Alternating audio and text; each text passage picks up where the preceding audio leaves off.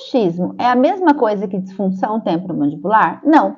Grande parte dos nossos pacientes que têm DTM dolorosa, ou seja, que tem dores no músculo da mastigação ou nas ATMs, associa a presença do bruxismo com essas dores.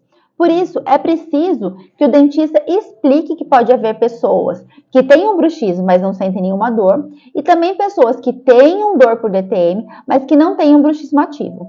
É preciso que ela entenda que o bruxismo não é a mesma coisa que DTM. Aí, com uma anamnese bem conduzida e um exame clínico bem feito, você vai conseguir fechar o diagnóstico e instituir a melhor terapia de controle para o seu paciente.